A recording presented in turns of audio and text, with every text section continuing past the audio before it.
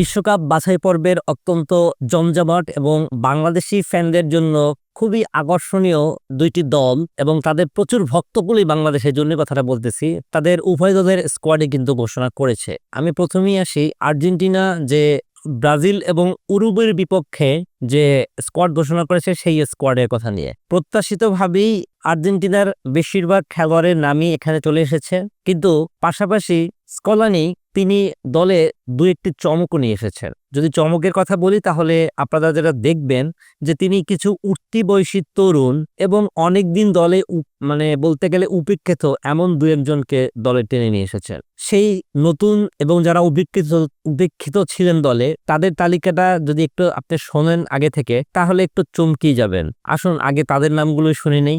দলে নেওয়া হয়েছে নতুন সেন্সেশন, আর্জেন্টিনার যাকে ভবিষ্যৎ ভাবা হচ্ছে অনেকেই জানি না, লিওনেল মেসির সাথে সুযোগ পেয়েছেন ক্লোদিও এচেভেরি। এছাড়াও দলে জায়গা পেয়েছেন পাউলো দিবালা, আনহেল পোরেরা, Francisco Ortega, Juan Foyth, Maximo Perrone ও বেনহামিন দোমিগেসের।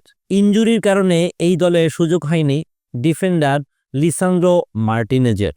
এটা অবশ্যই আর্জেন্টিনা দলের জন্য একটি ঘাটতি, কারণ ক্রিশ্চিয়ানো রোমেরো এবং লিসান্দ্রো মার্টিনেজ সাথে হচ্ছে ওতামেন্দি, এরাই হচ্ছে আর্জেন্টিনার ডিফেন্সের পরীক্ষিত সৈনিক, যারা গত প্রায় 5 থেকে 6টি বছর যে কোনো আক্রমণকে প্রতিহত করে আর্জেন্টিনাকে back to back Copa America, ফিনালিজিমা এবং সর্বোপরি বিশ্বকাপ ছিনিয়ে এনে দিয়েছে। যাই হোক, অবশ্যই বিকল্প হিসেবে যিনি খেলবেন তার যোগ্যতাকেও খাটো করে দেখার কোনো সুযোগ নেই। আগামী 22শে মার্চ আর্জেন্টিনা উরুগুয়ের সাথে এবং 25শে মার্চ তারা তাদের চিরপ্রতিদ্বন্দ্বী ব্রাজিলের বিপক্ষে বিশ্বকাপের বাছাই পর্বের খেলা দুটিতে অংশগ্রহণ করবে। 12 ম্যাচে 25 পয়েন্ট নিয়ে আর্জেন্টিনা পয়েন্ট তালিকার সবার উপরে আছে। তাদের পরের অবস্থানটাই হচ্ছে উরুগুয়ের, আর ব্রাজিল আছে এই তালিকার 5 নম্বর অবস্থানে। আসুন দেখে নেওয়া যাক পজিশন ওয়াইজ আর্জেন্টিনা দলে কে কোন পজিশনে সুযোগ পেয়েছে। গোলবার যথারীতি সামলাবেন এমিলিয়ানো মার্টিনেজ, কিন্তু তার সাথে আছেন আরও দুজন, ওয়াল্টার বেনিতেস ও জেরোনিমো রুলি। ডিফেন্ডারের তালিকাতে আমরা যাদেরকে দেখতে পাচ্ছি তারা হচ্ছেন Nahuel Molina, Gonzalo Montiel, Cristiano Romero, German Pezzella, Leonardo Balerdi, Juan Foyth, Nicolas Otamendi, Facundo Medina, Nicolas Tagliafico, Francisco Ortega. Midfielder, যেটা আর্জেন্টিনাকে এখন বলা হচ্ছে যে মিডফিল্ডারের সবচেয়ে শক্তির জায়গা আর্জেন্টিনার, সেখানে যারা আছেন তাদের মধ্যে হচ্ছে এনজো ফার্নান্দেস, রিয়ালদো Paredes, Palacios, Rodrigo De Paul, Alexis Mac Allister, Lo Celso, Maximo Perrone, Benjamin Dominguez, Thiago Almada, Nicolas Paz. এবার আসেন ফরওয়ার্ড লাইনে। ফরওয়ার্ড লাইনে যথারীতি পুরো আক্রমণটাই সাজানো হয়েছে লিওনেল মেসিকে কেন্দ্র করে। তার সাথে যারা আছেন Alejandro Garnacho, Nicolas Gonzalez, Paulo Dybala, Claudio Echeverri, Julian Alvarez, Lautaro Martinez, Santiago Castro, Angel Correa, Julian Simeone. আর্জেন্টিনার দল ঘোষণার ঠিক পরপরই দল ঘোষণার দেয় ব্রাজিল দল।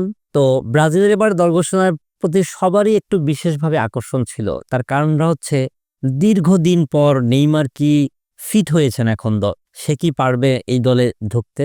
হ্যাঁ, নেইমার এই দলে সুযোগ পেয়েছে দীর্ঘ 16 মাস পর। আমরা জানি নেইমারের টেকনিক বা তার ড্রিবলিং এর কোনো প্রবলেমই নেই, কিন্তু ইনজুরির সাথে লড়তে লড়তে তিনি আসলে তার ক্যারিয়ারটাকেই প্রায় শেষ করে ফেলেছেন। মাসখানেক আগে একটা এপিসোডে আমি আপনাদেরকে বলেছিলাম নেইমার সম্পর্কে যে তিনি শেষ পর্যন্ত একটা আশা করেছেন যে 2026 সালের বিশ্বকাপটা খেলেই তিনি ফুটবল থেকে অবসর নেবেন।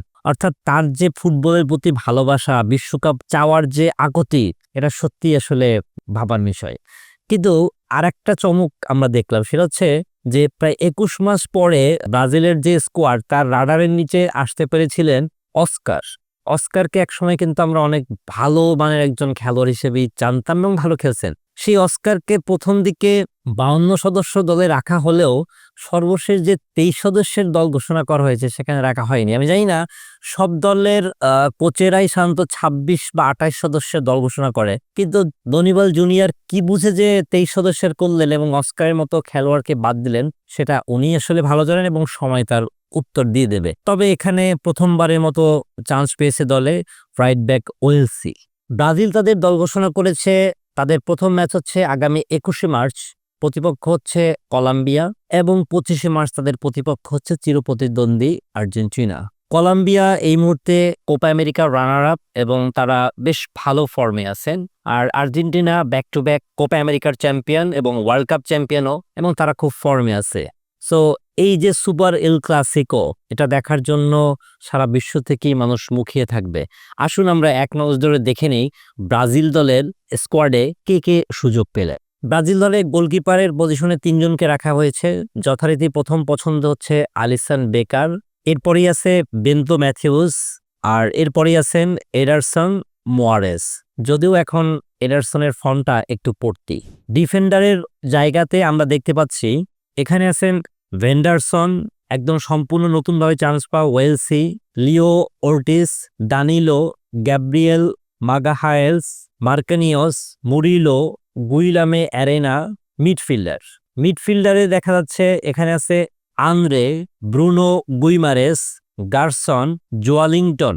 এবার আসি ফরওয়ার্ড লাইনে তাদের দেখা যাচ্ছে প্রত্যাশিতভাবেই নেইমার জুনিয়রকে তারা সামনে রেখেই তাদের পরিকল্পনা সাজিয়েছেন এবং তিনিই লিড দিবেন। এবং আমি অন্তত ব্যক্তিগতভাবে চাই যে অন্তত 2026-এর বিশ্বকাপ পর্যন্ত নেইমার যাতে আর একবারের জন্য ইনজুরিতে না পড়ে, কারণ তিনি হয়তো আর তার শারীরিক কারণেই আর খেলতে পারবেন না। সো সামনের দিনগুলোতে নেইমার প্রত্যেকটা খেলায় খেলুক, জয় পরাজয় ভিন্ন ব্যাপার, কিন্তু আমরা তার খেলাটাকে উপভোগ করতে চাই। এবং আমি চাই ব্যক্তিগতভাবে যে নেইমারের হাত ধরেই ব্রাজিল যাতে খুব ভালোভাবে 2026-এর বিশ্বকাপ শুরু করতে পারে। আসুন তালিকাটা দেখে নেই। ফরওয়ার্ড লাইনে রয়েছে Neymar Junior, Estevao, Pedro, Raphinha, Rodrigo, Vinicius Junior, Savinho, Matheus Cunha. ব্রাজিলের টোটাল যদি টিমটাকে আমি বলি তাহলে একমাত্র বলবো যে ব্রাজিলের বর্তমানে যে অ্যাটাকিং যে সাইডটা, মানে ফরওয়ার্ড ওদেরকে আমরা বলতেছি, তারা প্রত্যেকে ইউরোপের ভিন্ন ক্লাবে বা বিভিন্ন লিগে উঠতেছে। বিশেষ করে Raphinha, Vinicius junior top class. So এরা যদি সামনের দিনে আর একটা ম্যাচ না হেরেও বিশ্বকাপে চলে যায়, আমি অন্তত আশ্চর্য হব না। যাই হোক, আর্জেন্টিনার সাথে তাদের একটা জমজমাট লড়াই হবে, সেটা দেখার প্রত্যাশায় রইলাম আমরা।